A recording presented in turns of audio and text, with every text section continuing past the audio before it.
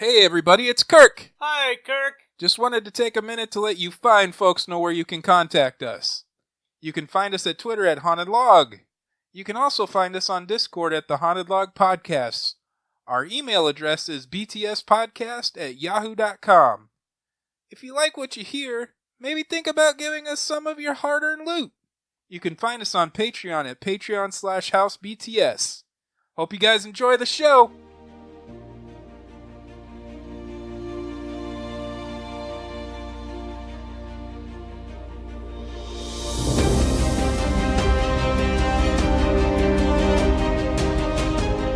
This week on It's Too Wordy, you're really still trying to push that swamp thing, huh?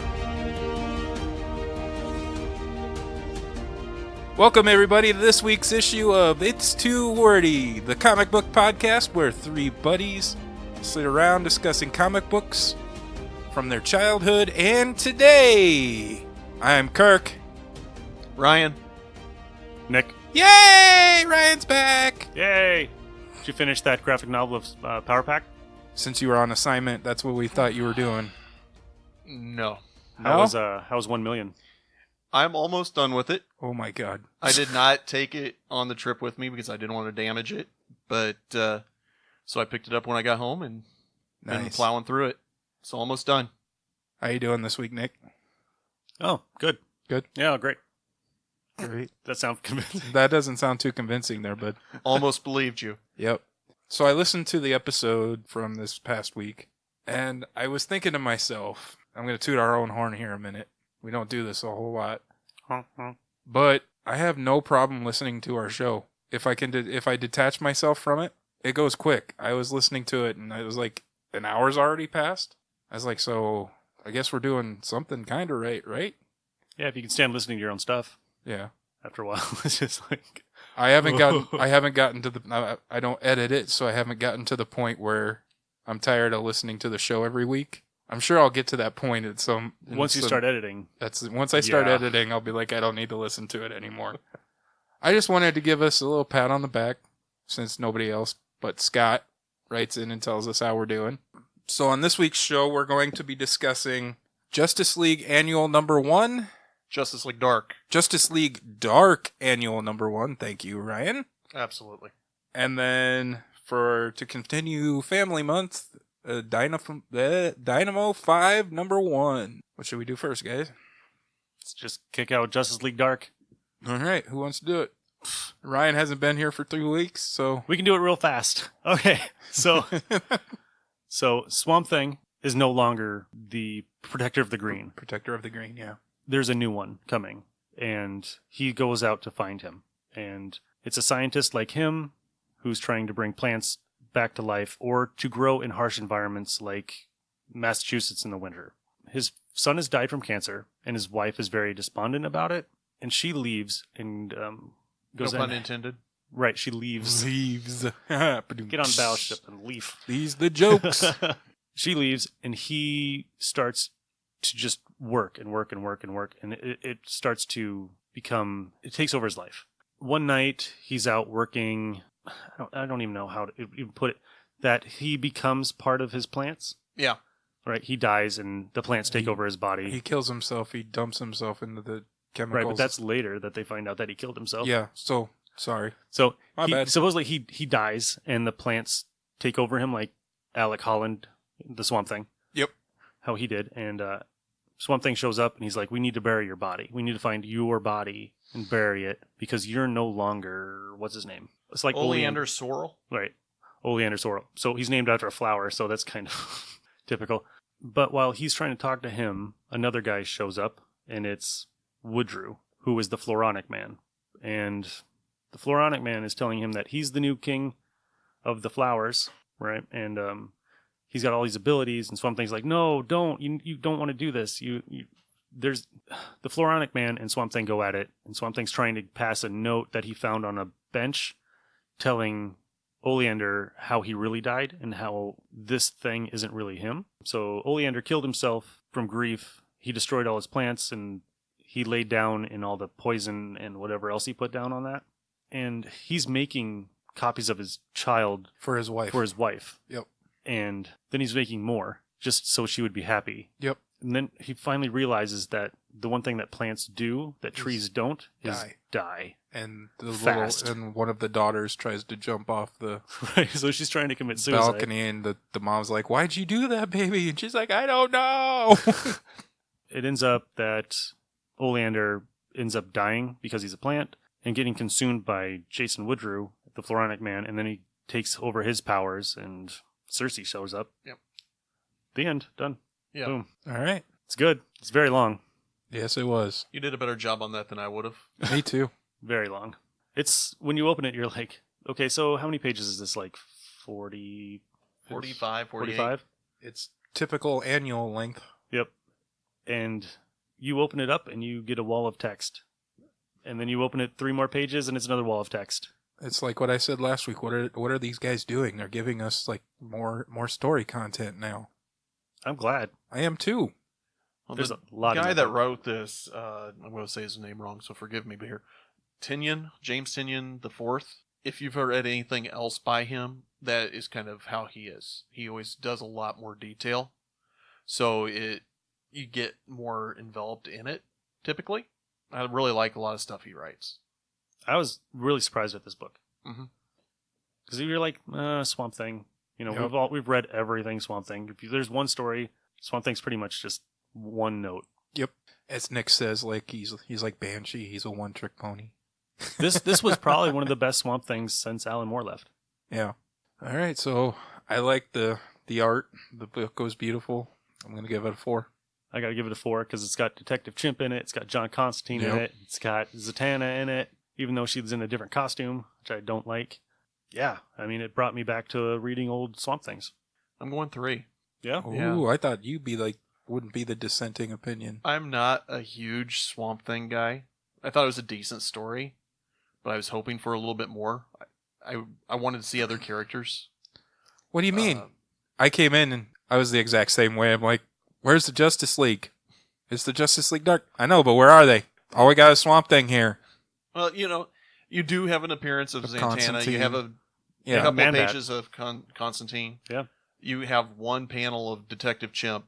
Yeah. If you're putting Detective Chimp on the cover, there better be more than one panel of Detective Chimp for me. I'm just saying. So my whole question is Wonder Woman part of? Yes. Why is she? I get why the other ones are, but why is she? So I don't know all the details of this, but before the new Justice League run, they kind of broke off and were searching for different things. And so, like, Cyborg was assigned to do this space duty thing, so he's in Justice League You said Odyssey duty.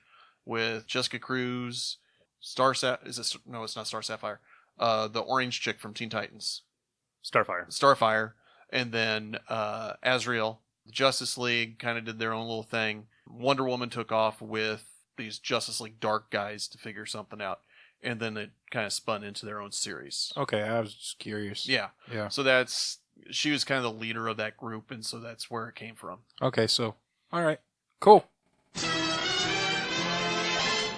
All right, next we're gonna move on to for Family Month, the Dynamo 5. I really like this. Did you? I did. So did I.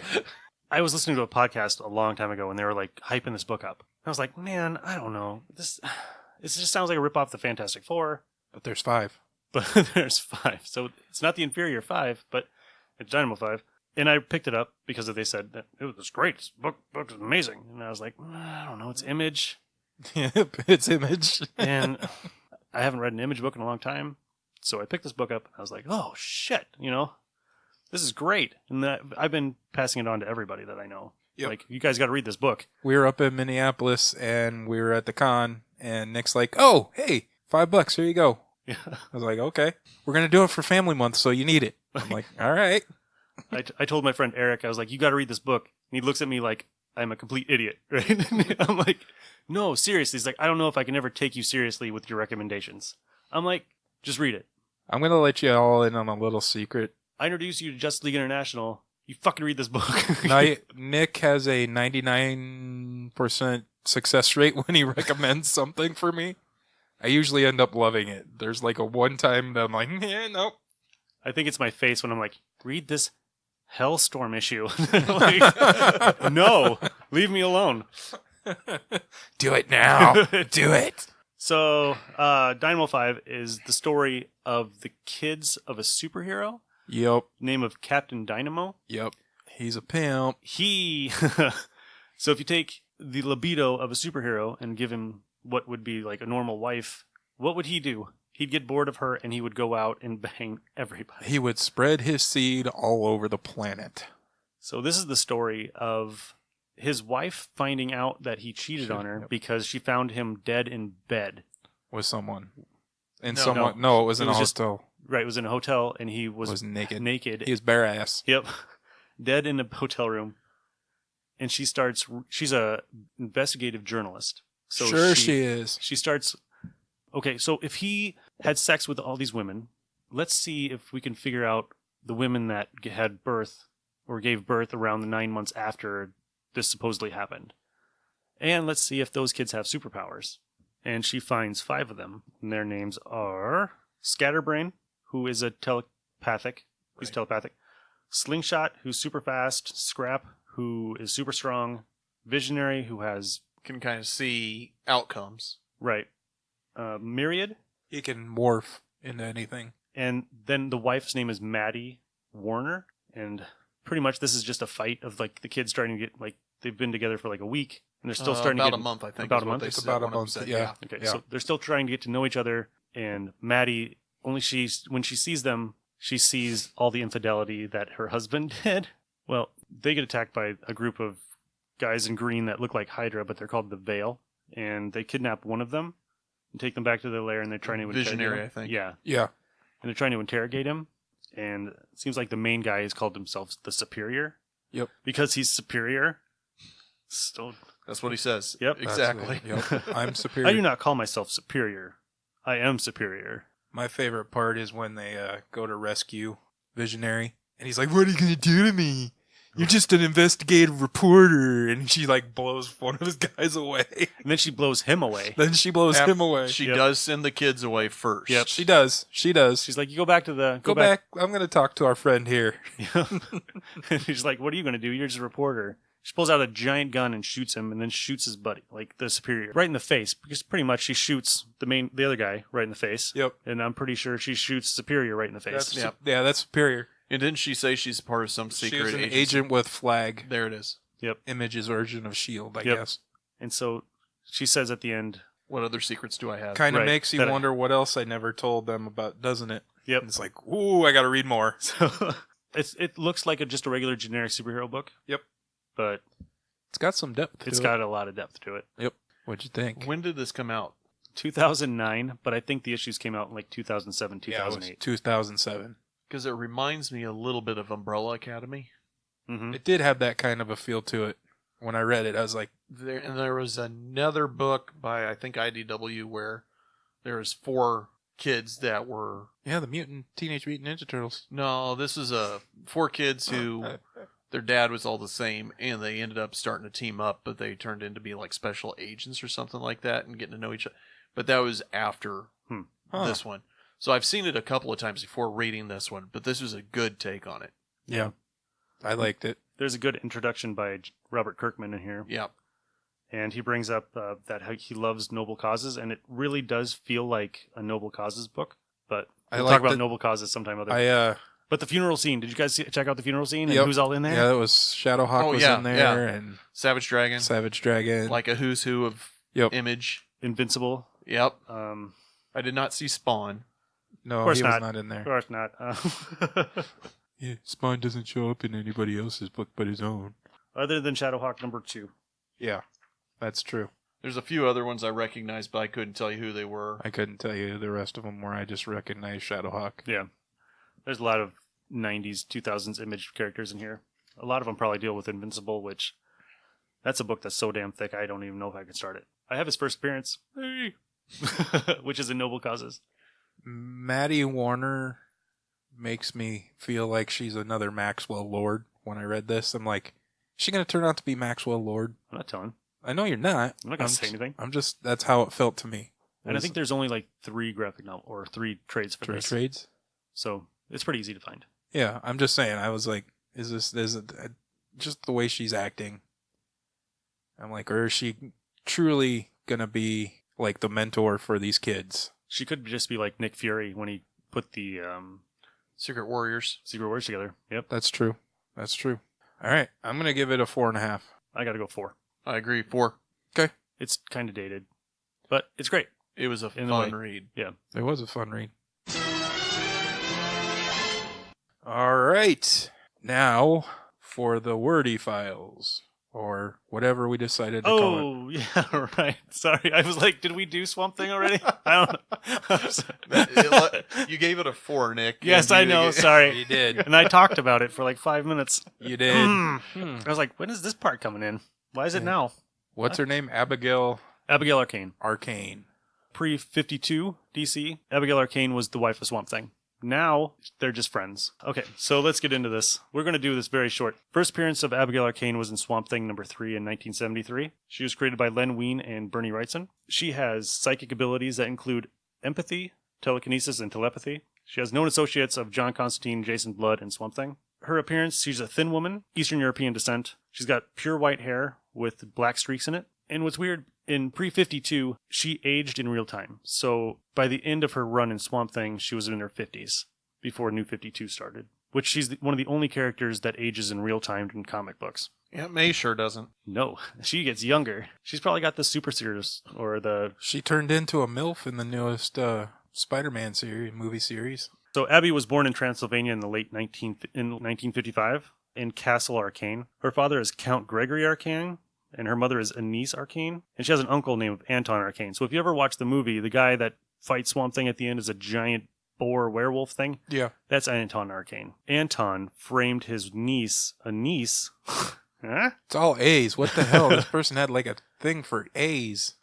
As a witch, and she got burned at the stake. Sister-in-law. Sister-in-law. Yeah. Right? Or Right. niece? Sister-in-law because it was Abigail's Right. mom. She was burned at the stake as a witch, which is funny because Anton is a warlock, and he gets part custody of Abigail because her father, Gregory, is always out of the country, and she needs a guardian. So he starts taking her and beating her and doing weird crap to her, and then he wants to train her in the dark arts that are the family lineage, and it just goes all whacked out from there. So if you guys are interested in Abigail Arcane, pick up some Swamp Thing stuff.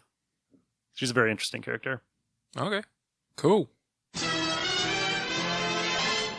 All right, it's time. Time for everybody's favorite segment, the random reads. How many you got this week, Ryan? 22? 23? No.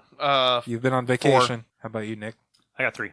All right, I'll go first. I got 1. I picked up Knights Temporal #1 by Ryan Sponsor, Aftershock Comics. So it takes place in the beginning. It takes place in medieval times, and his name is Gaspard, and it shows him fighting, I guess, supernatural stuff. It looks like could be somebody else's army, and then it skips ahead to modern day, and he's chasing after somebody there. So it's kind of like it gave me kind of a Highlander kind of feel, like this guy's immortal, and I had the TV show's theme song going through my head when I heard it.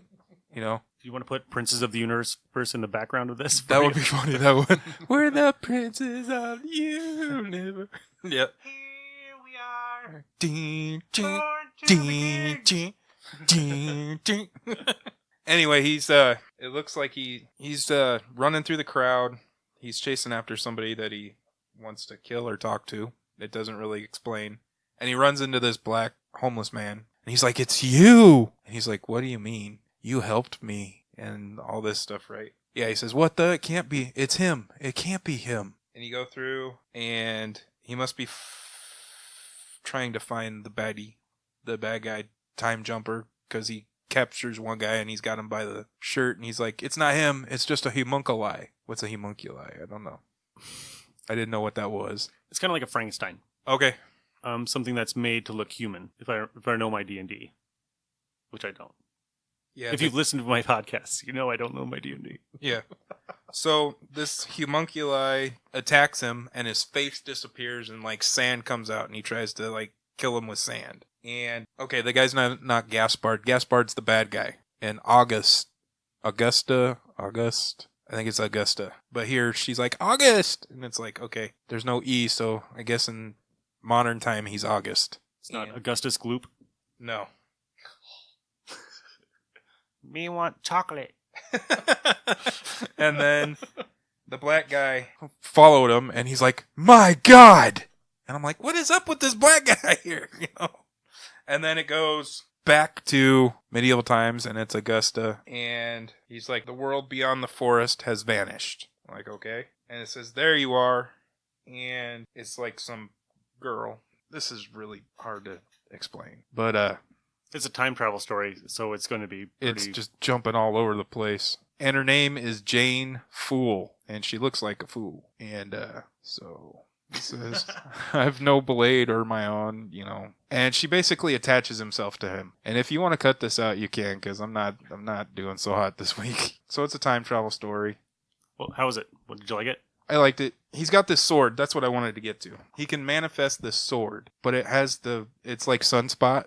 It has it goes wrong at the wrong moment. It disappears, and then it'll reappear while he's fighting someone, and he gets one hit on, and then it disappears, and then it reappears, and he runs the guy through and kills him. It was good. I'm just not doing so hot this week talking. That's why I was letting you guys do all the talking. I liked it.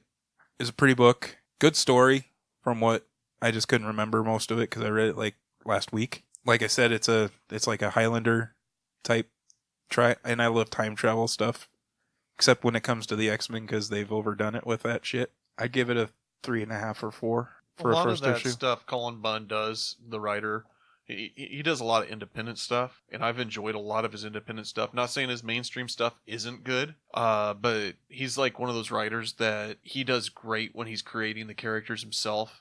When he already had, or when, you know, those writers that have the characters already, and they kind of have to stay in those guidelines, he does a fine job. Yeah. Just, you see more of how great he is on that independent stuff. It was a fun book. I was debating with myself if I wanted to pick it up or not, and I did, and I enjoyed it. I think he also did one called Unholy Grail, if I remember right, or Pestilence. I can't remember, but both of them kind of... I'm going to go out on a limb and say he's one of the Knights...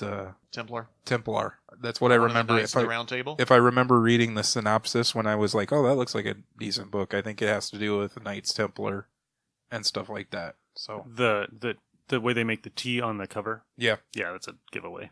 Yeah. It's a Templar cross on the cover. Yep. He's one of those writers. Him and Bendis. I was about to bring up Brian Michael Bendis too. I don't know how they do it, but they have like 12 books coming out every month. I don't know how they do it. I even asked Cullen Bunn once, how do you do it? And he's like, oh, I just get these stories in my head and I start writing them. It's like, do you realize how many books you're publishing? And I've taken like 4 months to come up with a Marvel superheroes game. It takes talent to do that. I mean, even fan of Bendis or not, I mean, I was working at the shop this weekend and I was putting stuff away, and everything I was putting away was like Bendis. I'm like, are you kidding me? How does this guy have a life? I do like Brian Michael Bendis. I liked his all-new X-Men run. I liked his Guardians run. You know, it's not too bad. Except they ruined Nick's Star-Lord. Thank you very much, Brian Michael Bendis. I met Brian Michael Bendis at a con one time. Yeah? Yep. He was awesome. He was one of the nicest guys you'll ever meet. But of course, this is when he just got signed on with Marvel. So he was just getting off of Image stuff. Right. But he had nobody around him. And I was like, oh my God, it's Brian Michael Bendis. And I was like, I brought your Torso and Goldfish for you to sign. I don't have either. I have Torso. Not Torso anymore, but I still have the other one.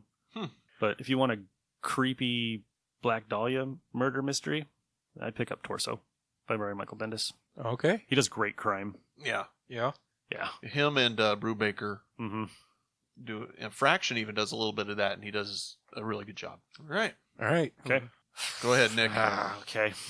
So this one is from a couple weeks ago. I picked up Jane Foster Valkyrie, and I was like, I don't know what I'm going to expect from this book. I know Jane Foster was the girlfriend of Thor, and you know she became Thor and then she got cancer and died, right? So how did she become Valkyrie? And why would they put this book out after they announced that she was going to be Thor in the movie? Yep. Right. So this book, I'm going to be doing 2 Jason Aaron books this week. So I'm a huge Jason Aaron fan. I got to meet him at a con. I got to watch him talk about X-Men or Wolverine and the X-Men to some kid. Oh, that's who it was? Jason Aaron's really cool too. Yeah.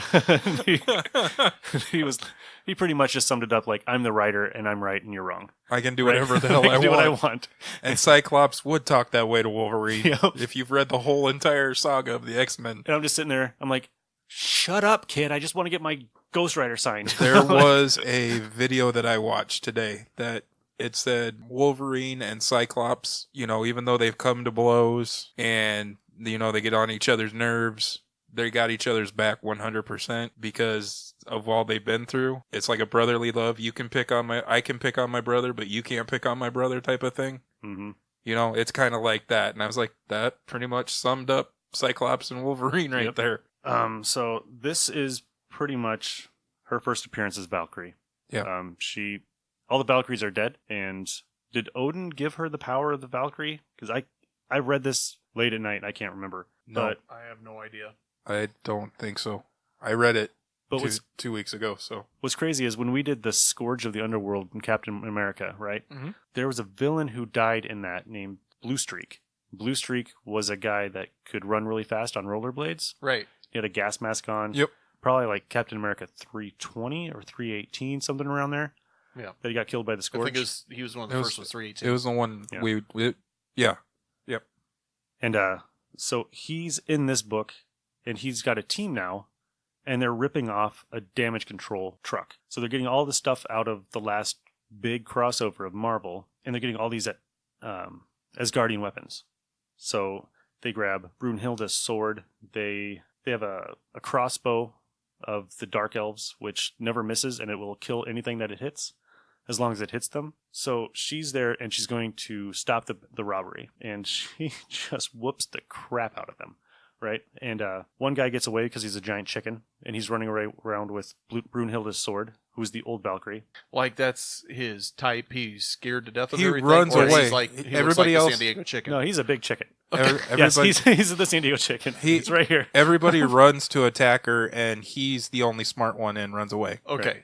That chicken. Okay, gotcha. That kind of chicken. And what's cool Self-preservation. is Jane Foster now has a weapon that will change into anything that she needs it to be, right? Oh, very Green Lantern. Right. So she's not only does she look like Wonder Woman, but now she has a weapon that looks like or can act like Green Lantern's ring. But the Silver Ghost decides to run away, and he goes into an alleyway and gets killed with that sword by somebody in the dark, right? And Jane Foster goes back to work, and she wants to be a doctor, but she's always late, and she's never around for her rounds. And she's not doing her cancer treatment. Right. And she's always lying to the director of the hospital.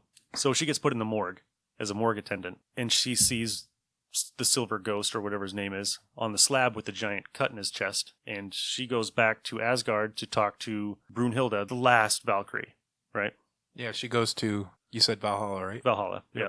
And she's talking to her about the sword and her responsibilities and her powers now, and she's learning new powers at all times. And she comes back to Earth, and now she can see that if people are going to die, they have a little dot above their head. Yeah. With a skull in it. They got she's with Heimdall. Right, and he's teaching her how to see. And she sees a giant glowing skull above Heimdall, that Heimdall's going to die next. Heimdall gets killed with Brunhilde's sword, and on top of a flying Pegasus with the sword is Bullseye.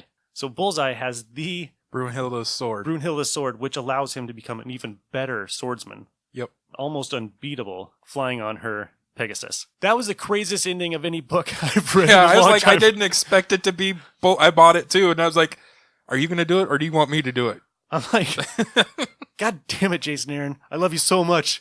God damn. No, What'd you think? His endings, like any of his books, are worth reading. Yeah. And this one, even though it's not going to make sense for the MCU, it's awesome. I loved it too. I thought it was awesome. I gave it a 4.5. After reading that 70s Thor, Yeah, with midriff Jane Foster, Hooch, with her giant boobs Jane and her Foster. low-cut pants. Hooch Jane Foster, And it's just like, this one's, Streetwalker. I like this Jane Foster. Yeah, I like She that is- one too. She is Diana Themyscira now, but But how is Natalie Portman gonna be Thor? She's too skinny. read a goddamn book. Read the goddamn books. I'm going to Ooh, move you on. picked up Death's Head. Yes, I picked up Death's Head #1 that just came out this week.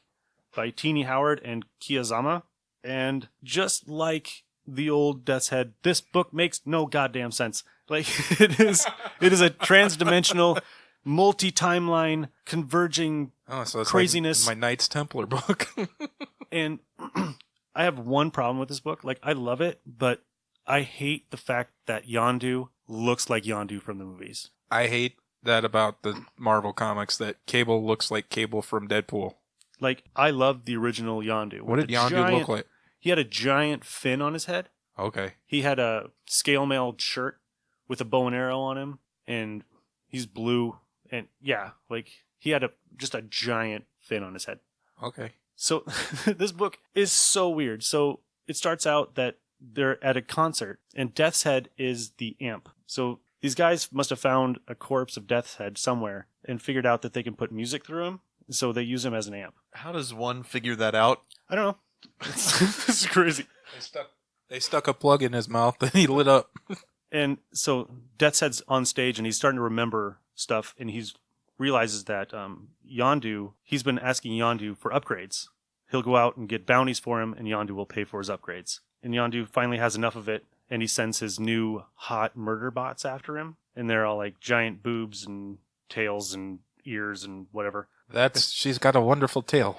And it's a big tail. They send him through the dimension into modern day New York. And it's Death's Head, the original version, that shows up. It just gets weird, right? So he's at a concert and he runs into Wiccan and Hulkling from Young Avengers. Is he still an amp? No, but the amp Death's Head is there. Crazy, right? Okay. So it's just weird because somehow they fight each other. It doesn't really make a lot of sense. So they fight each other, and Death's Head follows them back home, and Wiccan can see all these different timelines with him hanging out with Death's Head and different team things, right? But he can't figure out, he can see the future, but he can't see how to get there. So Death's Head's hanging out in their bathroom, and he shoots through the door, and he hits Hulkling. This is where it gets really screwed. And Death's Head pulls away their mattress, and there's a punk rock Death's Head under their mattress. He's like, is that me? Yes? It's weird, but it's cool. It's only 4 issues, so I'm going to probably pick it up. It's a very different book. Would I be able to understand it? It's Death's Head. It's very weird. And if you've ever read Death's Head before, yeah, you know what to expect. Okay. It's very Marvel UK, which they're trying to emulate. So, all right. So next is Avengers number 22. Came out this week too. It's the first appearance or the first story of Challenge of the Ghost Riders. It's Bobby Reyes, and he's trying to get rid of the Ghost Rider because the Hell Charger is trying to kill him and his brother. Like, it's got a mind of its own now. And he's like, I called Danny Ketch, and he's drunk, and he hung up on me. Then I tried Johnny Blaze, and I can't get a hold of him. So the Avengers that are in this are She-Hulk, Thor, Iron Man, Captain America, T'Challa, or the Black Panther, Blade, and Okoye. Thor looks like movie Thor. He does. He does a lot.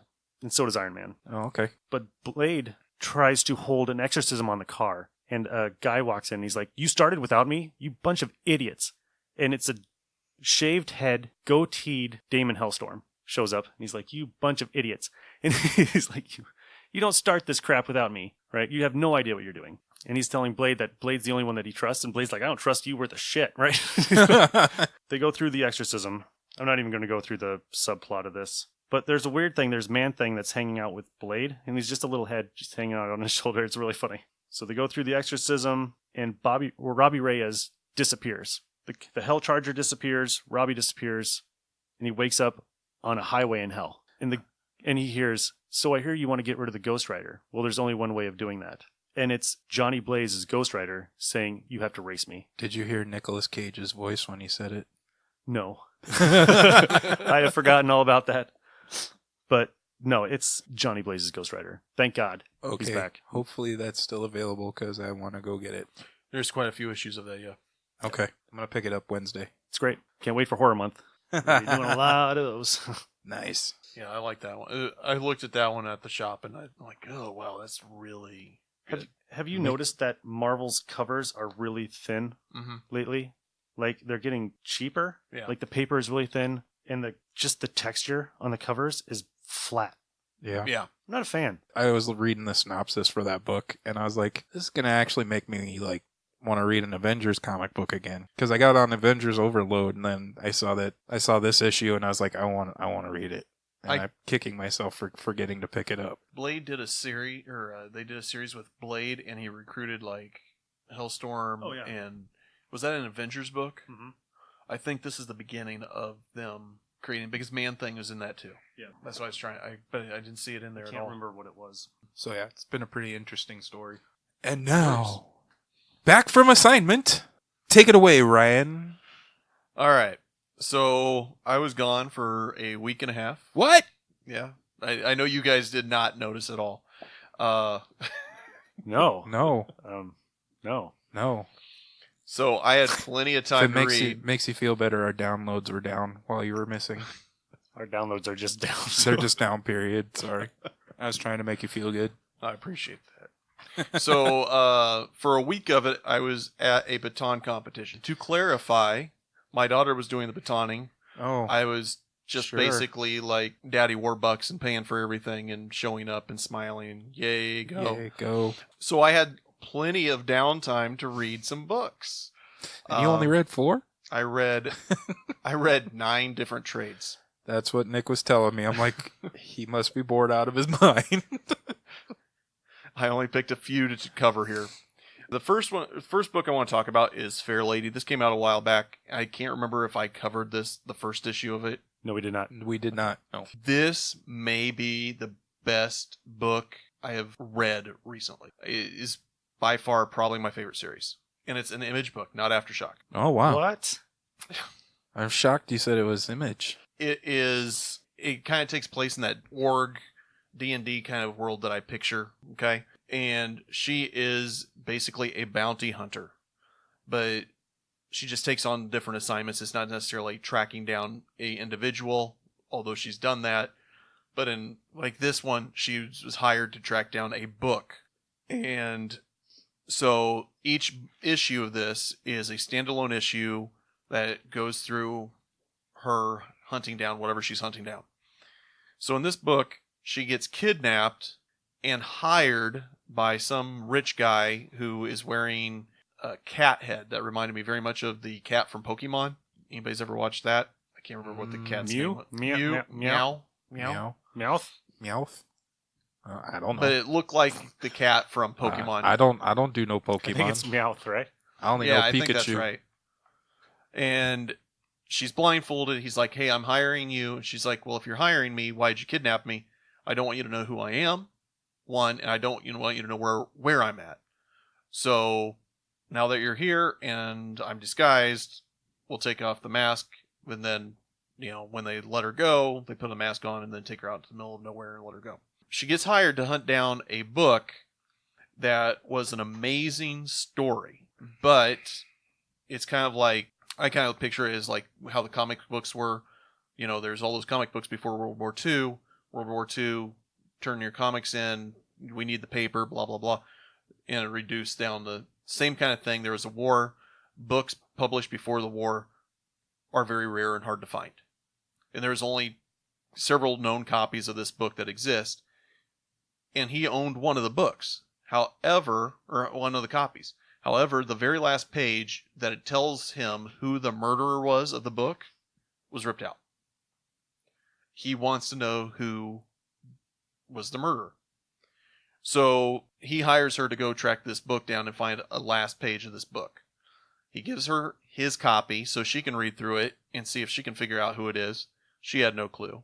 So she goes to her librarian friend and asks her to take a look at it. And she has the power to communicate with the dead. And she's like, hey, why don't you just communicate with the writer because he's dead and we can find out what the end of the story is and we're good. She's like, yeah, I'm not doing that. I'm not going to read this book. I'll hold on to it for you, but that's it. Okay, fine. So she's still trying to hunt down this book. She goes to the library, and at that point in time in this book, the library is only for very rich people. And you didn't actually check the books out of the library and take them home. You had to read them there in the building. Well, the second she asked about this book, the guy that's running the caretaker of the library has the security come and grab her and arrest her. Come to find out, somebody else came in, asked about that same book, ripped the pages out of the book, and vandalized the library. And so they thought she was going to probably do the same thing. She finds the guy that did the ripping out of the pages, because the last page of that book was missing from the library as well, and asks him about it. Well, come to find out, he is a scribe. So he was one of the guys. He was a slave, but he scribed this book. He wrote the book over and over and over again because there was no publishing press at that time. And he loved the story, but the end of it was so horribly bad. He didn't want anybody else to suffer that. So he made it his life goal to go around and rip out the last page of every copy of this book. But he doesn't even remember the outcome of the book now. So she goes through all that. She ends up talking to her friend that's kind of running this private library thing. And her friend ended up reading the book. She wants to know who did it now, too. So they reach out across the realm to pull this guy back from being dead and ask him who wrote the book. And he's like, are you kidding me? I'm dead, and this is what you're pulling me back for? To find out who murdered these people in this book? And they're like, well, yeah. And that's how the book ended. Now it's a mystery for you. It is funny. The characters are amazing. I love the fact that it's just a one story per book. I get so excited about this book coming out every month. And I just picked it up on a whim initially, and it has quickly become my favorite book coming out on a regular basis. Definitely check this out. This is a 5. Probably not that one since I just gave away everything. But all right.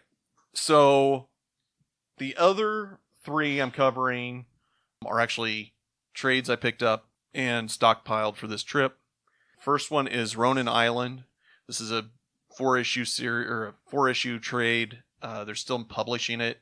It's about an island that is made up of, let's see if I'm going to get this right, China, refugees from China, Japan, and Korea. Oh, so it's a genocidal island. Yeah, basically everything kind of got wiped out, and all these refugees just went to this island. And they were teaching, there's a rich kid, and they were teaching him the way of the Ronin, and then there's this peasant girl, they're teaching her the way of the Ronin. So they're kind of a Ronin training center. Okay. Yeah. So the mainland army shows up and basically says, hey, we're taking over.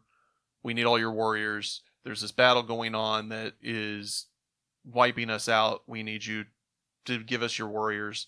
And they're like, yeah, that's not going to happen. Well, this army shows up, and it's basically Walking Dead type thing. And they're attacking everyone. So they end up fighting with the soldiers. Out of all the soldiers that came over to the island, only 2 of them survived. And so these 2 kid Ronins go with him back to the mainland to help save, because they figure if the mainland gets ran over, they're going to get taken next. So they're going to help fight this battle. They're going back to see the king, and they get into constant battles. The king's kind of a nut job. The general he sent over to the island kind of messed up somehow. And so the king's like, okay, yeah, you're no longer my general. This kid Ronin's my general now. And the kid's like, I don't know what to do with this. And they end up fighting, and come to find out there's a guy kind of doing like a Frankenstein thing. The magician or whatever of the king's court was creating these creatures, trying to find a way to end a plague that was taking, like a gas plague. This gas bomb kind of went off, and it killed a lot of people. That was the war that took place, and why all these people ended up on the island. So he's been testing on humans, trying to find a way to make them immune to the gas plague, and in turn they're turning into these zombie-like creatures. And that's kind of how it's going. It was an okay read. It's by Greg Pak. I like a lot of his stuff. I don't know if I'm going to continue reading this, to be honest. Weren't Ronins masterless samurai? Yeah. Yeah, but there's... That's what I was... Yeah. That's why I went... Okay. Yeah. So I'm a part of a group on Facebook that talks about comics all the time. Can you imagine? What? Yeah. You? I know. Wow. And for whatever reason, the two obsessions in this group are Lady Death and Darkhawk. I don't think I've ever read any Lady Death. I did. Way back in the day. Well, and the cross-gen one that came out. Yeah. Yep. I've never read any Lady Death. I decided when I was looking through previews about a year ago, and I ran across Lady Death trades for $5. So I got 4 of them. I'm like, for $5? Yeah, you bet. I'll find out about Lady Death and figure out why everybody's so excited about Lady Death. It's because she's all tits and ass, isn't it? Actually, that's kind of what I was expecting. That's what I was expecting. That's what it was back in the day. But yeah. But I got Lady Death Origins. I read Lady Death Origins last year. I was like, yeah. The second one, Volume 2, Lady Death Origins, I thought was really, really good. She gets together with these few other individuals, and they kind of band together to take on, if I remember right, it's been 2 weeks since I read this, so forgive me. They band together to kind of take on one of her relatives or of some sort. And again, it's got that kind of a D&D org, goblin type feel thing. I really enjoyed this for $5. Yeah. Can't beat that price. No. It's definitely not for everyone. I can say that. So basically, Lady Death recently reannounced her humanity to become a cold yet alluring warrior, pursues the evil warlock Segos in an attempt to free her mother. That's what it was. Yeah, so she's fighting this guy to free her mother, and she allies herself with the mysterious duo of Wargoth and Satasha. She begins to understand the dark powers she wields, but will it be enough to face her enemy's very skilled and very deadly lieutenants? It was really fun, because she actually gets inside of her mom, but her mom gets kind of pulled away again, so it continues that story. Cool. Yeah. All right. Final one is Joker by Brian Azzarello. Azzarello, that's it. I am not good with names. Nope. Neither am I, so don't worry about it. This was really interesting. When you hear Joker, everybody thinks, okay, Batman's involved in some way. He makes an appearance in this, but it is a Joker story.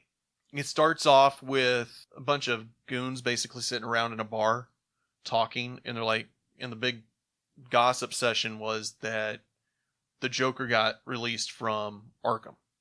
He somehow managed to convince everybody he was sane, and he got released. So they're talking about who was going to go pick him up, because none of them wanted to die. And this guy that just got out of jail is like, yeah, I'll go do it. Why not? Goes, picks up the Joker, and the Joker and him become, I wouldn't say buddies, but the Joker started counting on him a little bit, as much as the Joker will count on anybody. And it shows the development of how the Joker's like, I'm really irritated with how Gotham's gone down the drain, and people are supposed to be running this for me, and now they're screwing up, and I'm going to go take care of business. So they end up going to like a strip club where apparently Harley Quinn was a stripper in this book. And well, she had to find work while he was in prison. It's Brian Azzarello. And the Joker is talking to the guy he left in charge, and he's like, so yeah, I know what you did. And the guy's like, oh yeah, let me explain. Well, the next panel shows the guy running from the back of the stage area, and he has been completely skinned alive, and because he screwed up that badly. Wow. Yeah. Okay. He goes, talks. Killer Croc becomes one of his guys to help take out these people that did him wrong. He goes into another place and talks to, it's like, hey, I want to work with you guys, and the guy's like, yeah, we were helping run the town while you were gone. It's all yours again. He's like, great, I'm going to give you guys $10,000 each, and then 5% off every take. And they're like, hey, that works perfectly for me. And then he kills the lead guy. And he's like, now none of you backstab me like that guy just did. And so all his goons are like, okay, fine. Yeah, we're good. But it's from the perspective of the guy that went and picked him up from jail, the Joker from Arkham Asylum. And it was very good. And there's a little bit of twist at the end.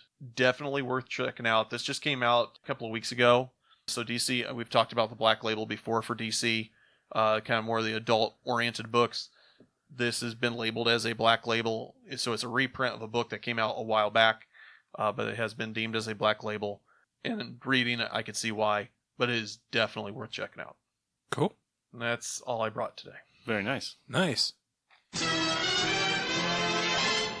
All right, now it's time for the list. This week's top 10 is Image Heroes. I will go first, because I think mine's going to be the lamest. Spawn? I do have Spawn on there. Shadowhawk? Little Spawn. I have number 10, Bad Rock. Number 9, Cyblade. 8, Bootleg. 7, Chapel. 6, Grunge. 5, Freefall. 4, Shogun. 3, Savage Dragon. Number 2, Spawn. Number 1, Shadowhawk. I got some of them. I got a couple. Whatever. It's fine. My list is number 10 is Grifter. Number 9 is Haunt. Number 8, Scud the Disposable Assassin. Number 7, Shaft from Youngblood. Number 6, Gru the Wanderer. Number 5, Kabuki. Number 4, Shadowhawk. Number 3, Sydney Savage from Danger Girl. Number 2, Doc Stern, Mr. Monster. And number 1 is a cheat because I couldn't pick one. It's the entire run of 1963. Okay. Awesome. I've got a few cheats on mine. Yeah? Yeah. 10, Pit. 9, Destroyer Duck. 8, Backlash. 7, Sam Noir. 6, my first cheat, Danger Girl. You couldn't pick one? I couldn't pick No. one. Battle Chasers. 5, couldn't pick one. Magdalene. 4, Shadowhawk 3. And my top 2, Bloodstrike and Brigade. Nice. Could not. We should have just picked teams. I couldn't help it.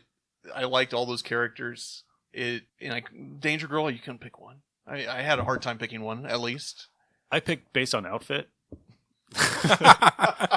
and weapon of choice. I did have cast offs as Darkness, Witchblade, Spawn, Deathblow, Grifter, Savage Dragon, and Striker. Yeah. So very nice. All right. Anybody got anything else? I would like to talk about my trip for a minute. Well, all right. So, a lot of downtime. I was able to stop at a shop in South Bend, Indiana called Buy Me Toys.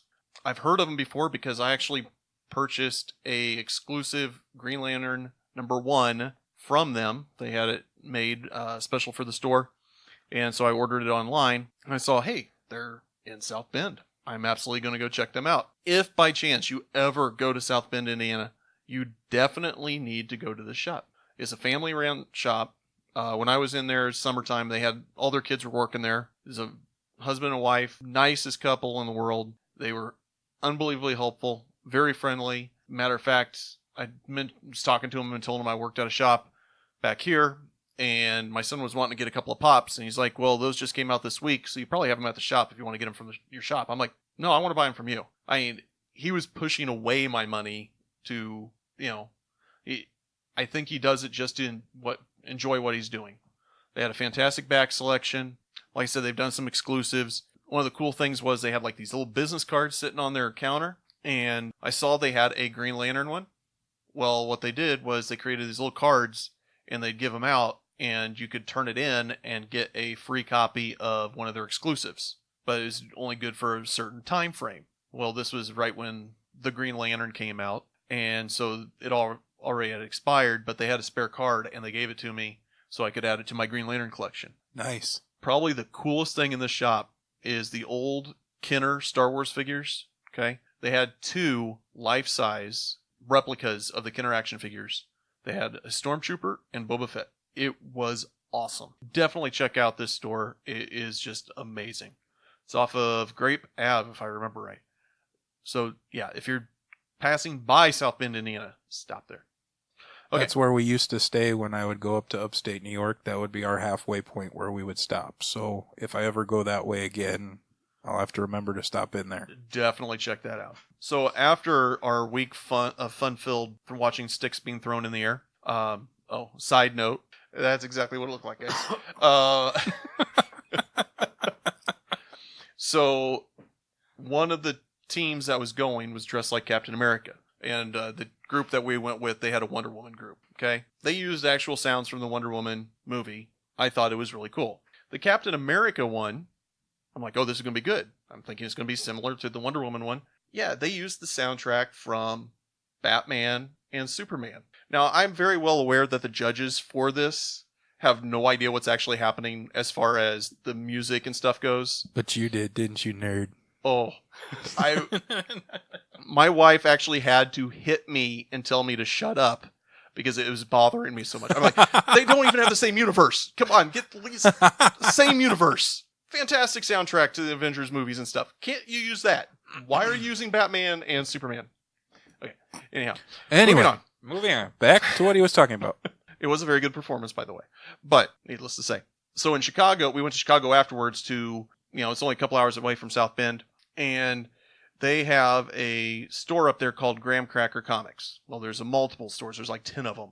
So I stopped at one over by the Bean. If you've ever been, that big metal UFO looking like thing in the park. It's actually a half a block away from that. So I went in there. It might be the smallest comic shop I've ever been in my life. However, they had a massive back selection as well. Ended up walking out with 10 books that I was looking for to complete runs. Nothing fancy. We're talking Dark Stars and the Nom and things like that. But before I was leaving, the guy goes, you need to check out our other store over by Wrigley Field. They have a basement full of nothing but 50-cent comic books. I was leaving the next day. So I'm now going to be going back to Chicago at some point to check this room out. Show road trip! So I got pretty excited about that.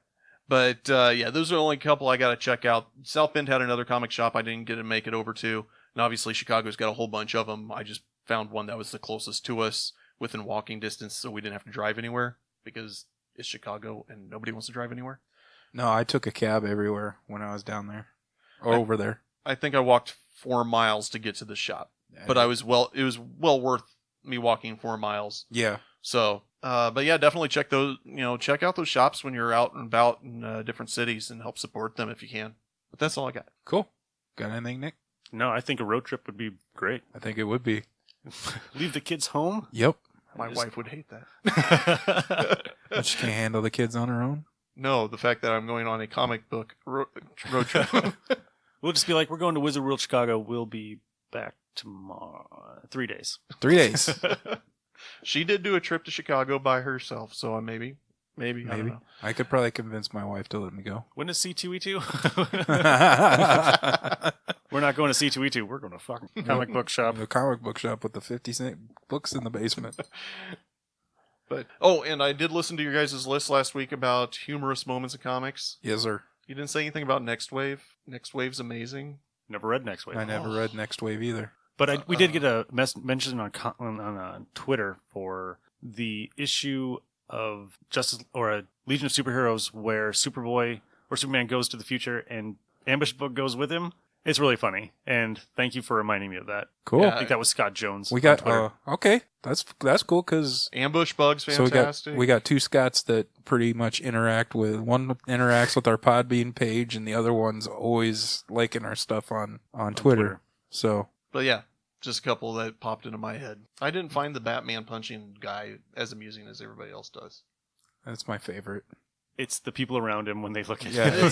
It's Booster Gold and Beetle and. In my mind, I guess I'm like, yeah, he deserved that. It wasn't so much. He was just talking shit through the whole thing. It was just that one was like, that's enough. it was just Canary. Yeah. When she was like, I missed it.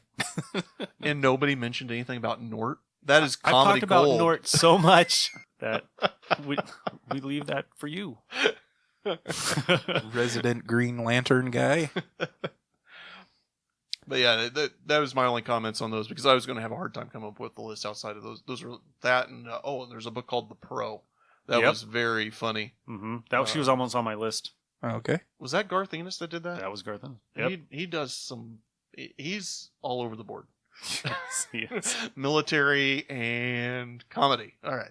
Anything else? I don't really have anything either. Nope. I got nothing. All right, guys. Well, that'll do it for this week. Have fun. Read more comics. This is Kirk. Nick. Ryan. See you guys. Bye.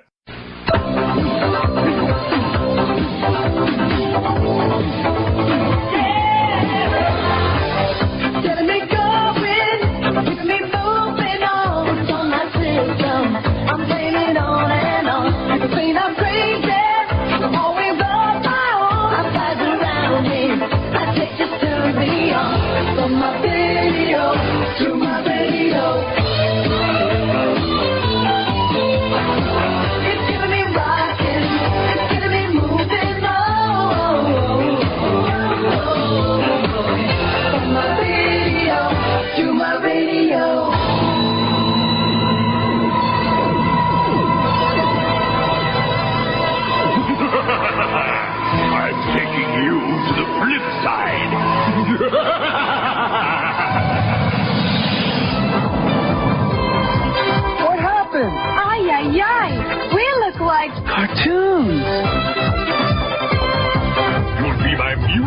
sleeves forever.